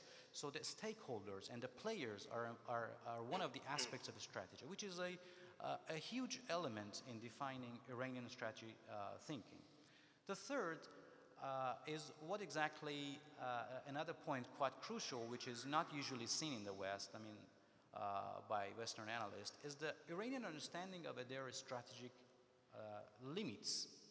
Usually it's perceived, it's echoed that the current strategic thought in Iran is more or less ideological, and when you say ideological, it means that, okay, so there is a God, and we are going to kill ourselves because of the God, and we are going to to not see the reality of the ground and doing something for the faith of something else. This is a completely non-realistic reading of what is going on, at least in Iranian case. The reality is that Iranian strategic thinking is very well aware of its strategic limits. For example, the case of Israel is a good example. Of course, if you go to the news, you may say that, oh, come on, Iranian leaders are bringing some rhetorics again. Israelis, they're saying, oh, we are going to destroy you in 25 years. We're going to do that and that. But the reality is that the Iranian move toward the Mediterranean and fix its position in Syria is a reaction to the preemptive doctrine of Israel. So we know that Israel have an atomic bomb. It's the only country in the Middle East that possess atomic bomb. The Israel have the capability to launch 2,000 sorties of flights per day. Maybe the number could be controversial, but this is the number that is announced by Israeli Air Force. Israeli Air Force is quite capable to defend all major missiles coming from Iran. So in this case, what should be the reaction? The reaction is relying on two sources. First source is using of geography, which throughout history, Iranians used it a lot. As you see the map of Iran, it's full of the mountains, and the geography plays a lot in the minds of the Iranian military thinkers. So the use of a geography in order to compensate for the lack of a technology is a concept which historically been there among the military thinkers in Iranians. So using the geography of Syria in order to keep Israel not attacking to Iran. And the second is the missile program. So when your adversary has reached to atomic bomb and there is the possibility of nuclear attack, so the only viable reaction could be improving your deterrence. So by saying this, I'm trying to let you know that how these interactions of security environment with the mind of Iranians create the final strategy. Let me summarize it to a few points. That this securitization of a strategy in Iranian case, because as the organizers of today want to grab some points for the Italian, finally the Italian way of strategic thinking, there are some pros and cons on strategic thinking of different countries. For example, in Iranian case, the securitization of a strategy has led to few good things and few bad things. The good point is that when you put the basic of your strategy on the ground of a security environment, you're giving a lot of flexibility. The agility, it means that you're agile, you can react much more faster, and you're flexible. And at the same time, you're resilient. If you look at how Iranian economy and general society has shaped up, it's a very resilient nature in reality. That's why it's exactly the problem that our Western friends have. They cannot understand what is the meaning of resiliency in Iranians. So when they put the pressure, it's perceived that by, for example, rising up the pressure, the Iranians are going to act against their political system, which is completely not the case. So these good points from the point of securitization of a strategy also accompany with some negative aspects, which are the resource coercion. So we know in Iran very well that our resources are coerced. The social capital, we're losing some of our social capitals, we're losing our part of our culture because of this rivalry, and we're losing lots of our economic resources at the same time. And then there is the issue of long-term planning. When you do the securitization of strategy, this prevents you from long-term planning, which is, the Iranian case is a classic term that long-term planning is stopped because of the securitization of a strategy. So just to end up this first round of note is the fact that perception of a strategy very much depend on the analyst's ability, analysts who are doing the job of the strategic analysis, to understand and perceive and see the security environment. How strategies perceive their surrounding security environment is the key element in creating, practicing, and understanding the strategy. And the problem in the current world order, which I think if we call it American-led world order or whatever, is that Americans are losing the capability to well perceive the security environment, the changing security environment in the world. The Americans are losing the capability to understand well that how dynamics of the security environment around the world is changing. And that's why they cannot react properly. And that's why, for example, in the Middle East, you will see the Middle East is now a very chaotic situation, is quite chaotic. For countries like Italy is quite a big issue, apart from the fact that politicians are not very much attending to it, because the next problem in Middle East is something that you are going to pay the price for it, the people who are in the South Europe. The problem of migration, the problem of fallout of insecurity to Europe, maybe the next source is Middle East. And that's why it shows how strategy is important, how strategic thinking and understanding the perception of others regarding the strategy could change our life. Thank you.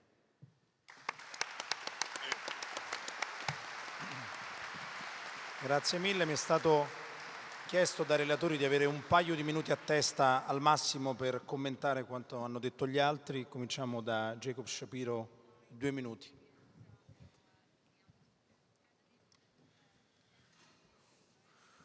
Okay, well, I will be brief. First of all, I want to thank my Iranian friend. He is very generous to say that the United States used to have the capability to perceive problems well and that it is losing it. I'm not sure the United States ever had the capability to perceive problems well, and this is one of the fundamental problems of the United States. But thank you very much. It's nice to hear that we were good at it once. The second thing I would just say is you also talked about Israel, and I wouldn't listen to what the Israeli Air Force says. There's no way they can run that many sorties against the Iranians. Certainly they want to scare you, and certainly Iran has to fear the rhetoric coming out of Israel, just like Israel has to fear the rhetoric coming out of Iran. But there's a difference between reality and a difference between the real threat. And that just gets to the last thing that I want to say for my part, which is one of the conflicts I have been thinking about a lot recently is the Korean War, which really we might call the first US-China war, if we were going to term it appropriately. And the Korean War basically boils down to one thing. The Chinese and the Russians and the North Koreans did not think the United States was going to intervene to protect South Korea. And they thought that because the United States basically said so. And then when the United States decided that it would intervene, the United States did not perceive properly that China would also intervene if the United States went past a certain point. Now, why am I telling you this short story? Because that was a case where you should have been able to see the strategy of all sides. The North Koreans and the Chinese and the Soviets should have all known that the United States was going to intervene in South Korea in 1950, 1951. They didn't. The United States should have known that China was going to intervene if it went past a certain point, if it went past the Yalu River. They didn't. They even ignored all the intelligence they had in front of them to do it. That's why talking about strategy, it is not just theoretical, it is not just abstract. This is the most important panel of the entire weekend, because wars happen when we misunderstand what each other fear and when we misunderstand what other countries are trying to achieve. Just the last point that I will make is the thing that is strange about the United States when compared to all other countries in the world right now is that the United States has achieved its grand strategy. The United States is secure. It has no existential fears. I think that may account for some of the reason that the United States is so, let's call it indelicate on the world stage. I think the United States, on a certain level, doesn't know what it wants to do with itself and feels like it must do something. So yes, I leave you with, I hope that our leaders and all of us grapple with these questions, because these are the questions that will decide whether our future is more peaceful or more chaotic. Grazie Jacob, anche per aver definito questo il panel più importante del weekend, non posso che esserti grato. 2 minuti anche per il professor Youji. Okay, thank you, Chair. In my first session of speech, I basically established the nexus between strategy formulation and the domestic politics. I will use my remaining few minutes to talk about China's national defense strategy and national foreign policy strategy very, very briefly. The national defense strategy formulates or draws the roadmap of Chinese military transformation. The ultimate objective for this military transformation is of two sides. The first one is to reduce the overwhelming US military superiority to one that is relative. Because the Chinese believe, I think Russians too, that the US would not wage an all-out war against another major military power that it does not enjoy overwhelming superiority. Second, the road path, I think the roadmap for achieving this is to properly set the military doctrines or strategies currently that is in way of formulating asymmetric warfare against the US superiority. Now, to be more concrete, the Chinese military is pursuing three MAD. Of course, nuclear MAD, we have all know that, but the other two MAD, mutually assured disruption, is really in the space and in cyberspace. These three MAD were the shortcut for China to deal with mounting US military pressure from a weakness, from a position of weakness, but ultimately China would like to increase, China would move in the direction to reach parity, military parity with the United States. Maybe a long way, but China is determined to realize that. The second foreign policy strategy is of two sides as well. The first one I mentioned yesterday, that is non-confrontational policy towards the United States. That is to say, China would swallow whatever the bitter fruits, as long as the US is not determined, or US does not really initiate a total breakdown. I think this is a fundamental foreign policy set by Deng Xiaoping and has been inherited and carried out by his successors. Then the other side is that China would act very tough and even aggressively against any other countries that would deliberately violate the Chinese core national interests or foreign policy interests. That would include Canada, Australia, probably Poland in these kind of circumstances. But of course, the main mechanism for doing that is basically through economic statecraft rather than naked diplomatic or political pressure. Having said that, I think the economic statecraft could generate the necessary effect that the Chinese trading partners will have to consider, because China, after all, is top trading partner of 139 countries in the world. So this generates a lot of strength for China's economic statecraft. Thank you. 2 minuti anche per Dmitry Suslov. Thank you very much. First, let me absolutely agree with Jacob about the essential importance of understanding strategy. Because, for instance, if Russian strategy had been understood correctly, such conflicts as the Georgian War of 2008 and the Ukrainian crisis now could have been easily avoided. And Crimea would have still belonged to Ukraine, and there would have been peace in Donbass. The same applies for Belarus, for instance, right? I mean, absolutely. If Russia feels that the West encourages the Belarusian integration into the Western structures and the shift in Belarusian foreign policy, we'll have another war in Central Europe. At the same time, a correct understanding of strategy is important for understanding, for instance, that Russia is not going to invade the Baltic states. And the perception that exists in some parts of the American foreign policy elite that Russian strategy is inherently aggressive, and after Ukraine, Russia would, invade some even NATO member states is absolutely flawed, and we could end in an unintended conflict as a result of this false perception of strategy.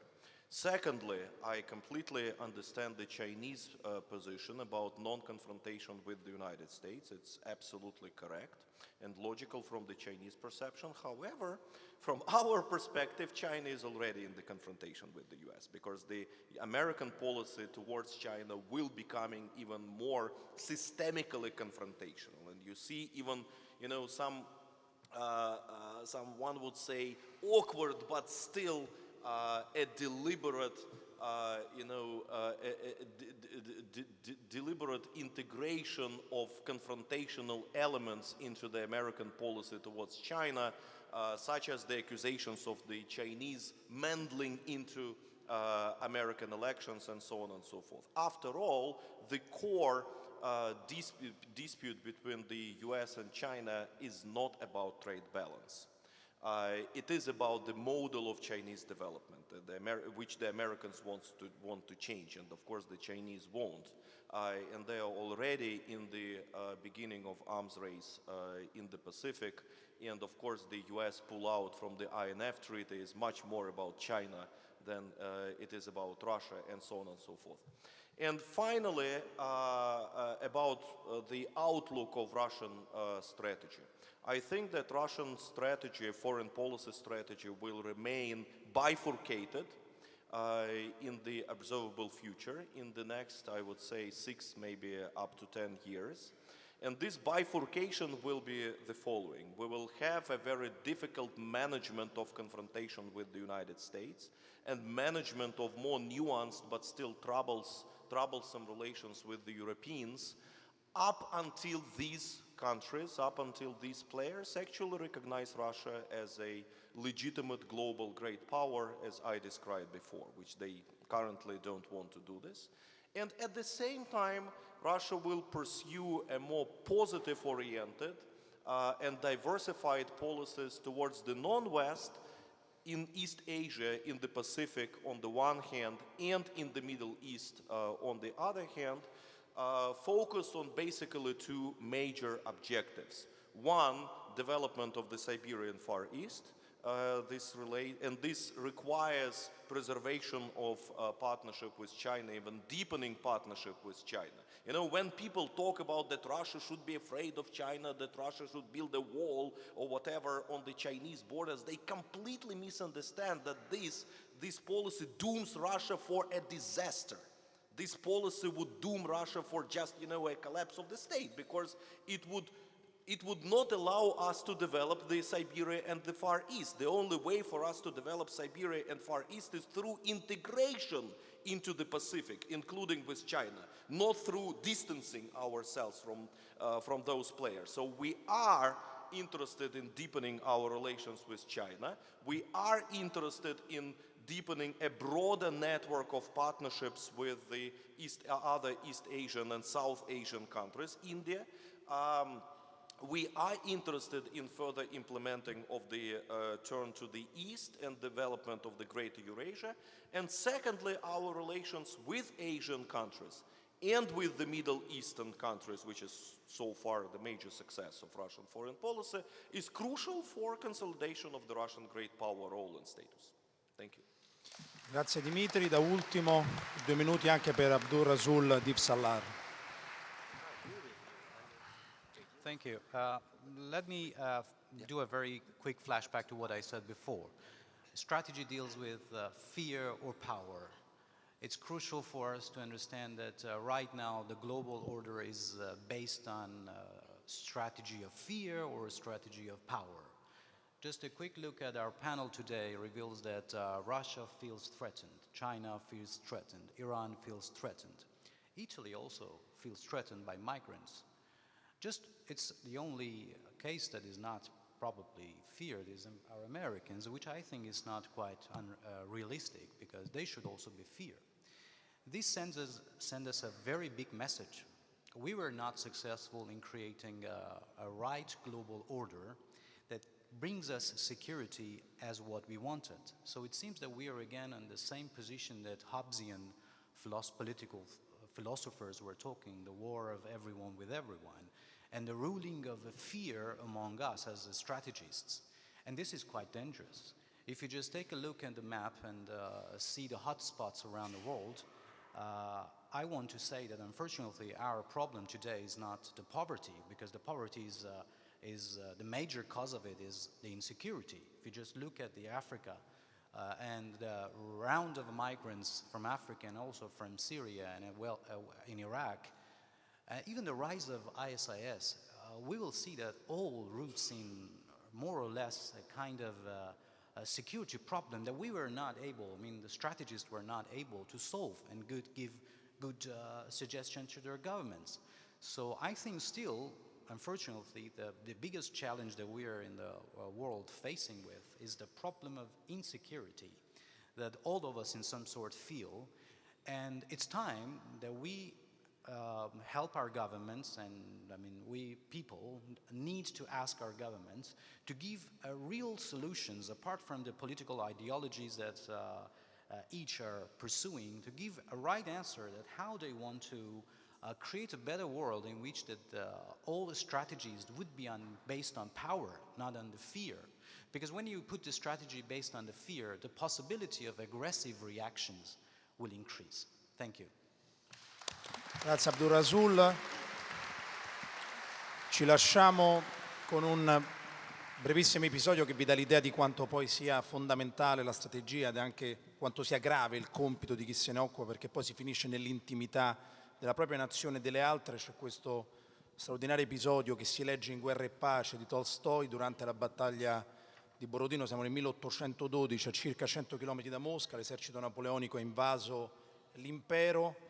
Il grande generale e teorico della guerra prussiano Karl von Clausewitz si è arruolato nelle forze armate russe e il principe Andrei Bolkonsky, che è il protagonista, uno dei principali protagonisti di Guerra e Pace, se lo vede passare davanti e discutere insieme ad un altro ufficiale del che cosa fare, e ascolta, ovviamente Tolstoi mischia realtà e fantasia, ascolta von Clausewitz dire l'altro ufficiale: dobbiamo estenderci sul campo, allargare le maglie, questo ci renderà più forti. E il principe Bolkonsky guarda il suo amico Pierre Bezukov e dice: eccolo qui, ha consegnato l'Europa a Napoleone e arriva qui, in mezzo alla sofferenza, alla disgrazia, ad insegnarci come stare al mondo. Strateghi. Buon proseguimento.